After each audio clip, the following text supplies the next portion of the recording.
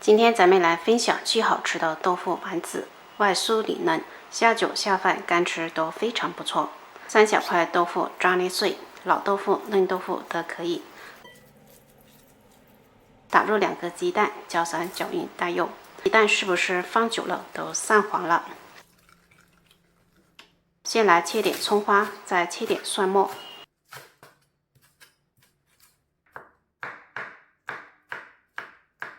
切好收入碗中。1小节胡萝卜先切片，再切丝，最后将它切碎。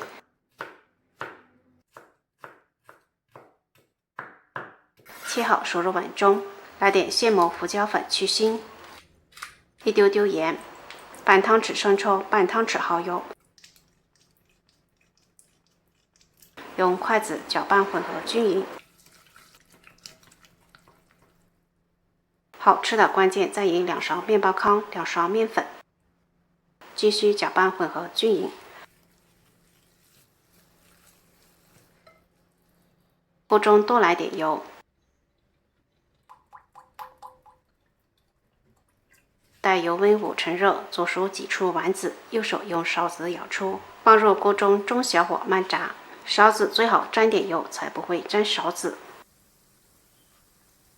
边炸边晃动一下锅，让它受热均匀。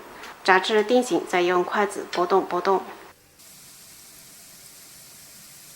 直至炸至表面金黄即可加出控油。咱们的炸豆腐丸子就做好了，外脆里嫩，超级香。用来汤粉、下酒、下饭或直接干吃都非常不错。好了，这期视频就分享到这里，喜欢的朋友可以在家试一下，拜拜。